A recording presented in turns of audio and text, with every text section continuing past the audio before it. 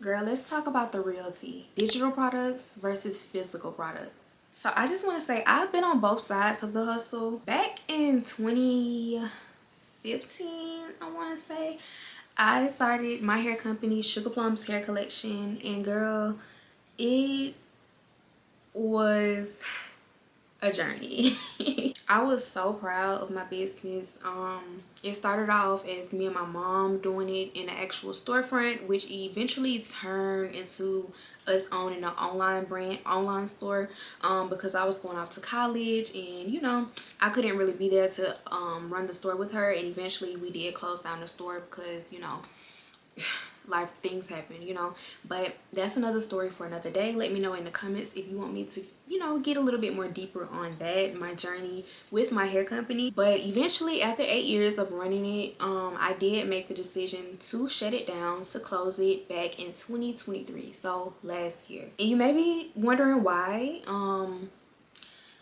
Honestly, it was very low profits and also high risk. If you know, you know. Okay, and honestly, also I was just drained. I was tired of just overworking myself and not getting the amount of money that I should have been making from that business. Then I pivoted into digital products that same year, and I was able to make $100,000 in profits. Yes, profits. And faster than I thought. Like I made $100,000 with my hair company in sales, but it was sales. It wasn't just strictly profit. And that being because it was a physical product. I had to actually get the money to actually go buy the product. Compared to digital products, I just have to make it on a computer, and I don't have to physically have it. It's not like, it's not a tangible item that I can hold in my hand. It's more so something that goes out digitally or electronically to my customers, right? So if you're wondering which business is for you, which business model is for you, keep watching this video. Now, don't get me wrong, it's nothing wrong with physical products at all, but after 8 years in the game, I saw firsthand how challenging it can be to scale, especially if you don't have the resources. But digital products, on the other hand, girl, it's a whole different vibe, and I'm here to tell you why. So let's start with physical products, because that's where I started my entrepreneur journey with physical products. So the pros of physical products, of course, it's more tangible. So it's something that you can physically hold in your hand. Let's say like this water bottle. It's something that you can actually sell and show to somebody that's interested in buying it. So another pro is that it's easy to build brand presence. Whether you're selling something like hair products, hair, clothing items, accessories, feminine hygiene products, whatever, you get to create a physical connection with your customers and show them how to actually use the products or how to wear the products. Now, the cons of physical products, it is very high cost. So you have to have some money for inventory, shipping. If you have a team, staff, a warehouse, a building, whatever, brick and mortar, you have to have those resources and that capital to continuously keep it up. And girl, when I say the bills add up, they add up. And before you know it, like, I had already depleted my savings account. I had already depleted my checkings account. And I'm being so real and vulnerable with you because this is something that I noticed. And it was not a good look, a good feeling financially. Another con would be that it is very high risk.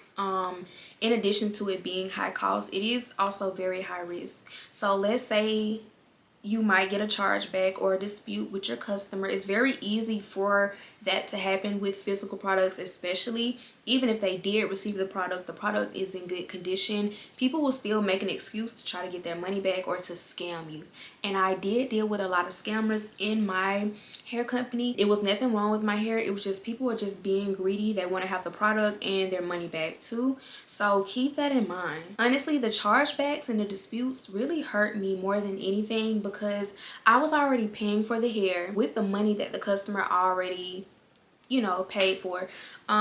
And basically, if they submitted a chargeback, the bank would just take that money back, and sometimes that money would be double the amount that I paid my vendor. So I would be losing out on money double. double the price. And just imagine being in the double negatives because somebody decided to try to steal from you and try to scam you and be dishonest with their bank. It happens. So another con would be that it is very time consuming. Running a business in general is a full-time job, okay? From shipping the orders out to handling inventory to also handling customer service. Girl, it's a full-time job, and don't get me wrong, you have to handle customer service with a digital product business as well, but it's a little less stressful because you don't have anything that you have to return or ship out or things like that. So you know, when COVID hit, also everything became expensive, right? The cost of living increased meaning the products that I was, you know, shipping out to my customers, the hair and the wigs, the price increased. Just at that point, I just realized like I couldn't keep doing that. That's part of the reason why I was depleting my savings account and my checkings account. But again, by 2023, I just realized like this was not going to cut it. I was working too hard to not get anything in return. Literally had nothing to show for it. So I knew I had to pivot and try something different. Now let's talk about digital products where I really got in my bag. I really found my bag, okay? When I shut down Sugar Plums and I pivoted into digital products, I did not know what to expect, right?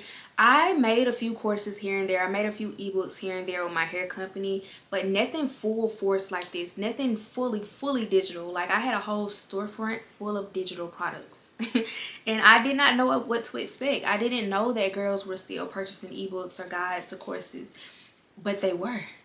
And honestly, like me pivoting turned out to be the best decision that I could have ever made. And here's a few reasons why I love digital products. It is a low startup cost. So you don't have to worry about inventory, shipping, stock, none of that. All you really need is your knowledge, your creativity, your laptop, your phone, and you can start posting on these free marketing social media platforms such as Instagram, TikTok, and you can start generating sales. The second thing that I love is that it has a high profit margin. So when I tell you I made $100,000 in profit, I made that pure profit, right? With digital products, you just have to create that ebook or that course or that guide one time, and you can sell it again over and over and over for the rest of your life if you really wanted to. All right, it's an evergreen product that you can just sell for however long you need to. And you can sell from anywhere in the world. You can be in your bed making a sale. You can be on the plane making a sale, right? You can be overseas across the country making a sale. And you don't really have to worry about the production costs or inventory cutting into your profit. The only thing you probably have to worry about is paying your host for your website, such as Shopify, paying for your domain, things like that, right? And whatever other apps that you use within Shopify. That's the only thing that I really have to worry about paying each month. Now let's talk about the automation. That's another thing that I love about digital products. I can literally set up a system and I can make sales based on the email automation that I have set up for my freebies, my free products, right, that I have in my storefront. I can have an automation set up for my comments on my posts. So if somebody comments ready, I automatically have a system that's set up and it's going to send my customer that product and they can purchase it right then and there, and I don't have to do anything besides make that post for the day, right?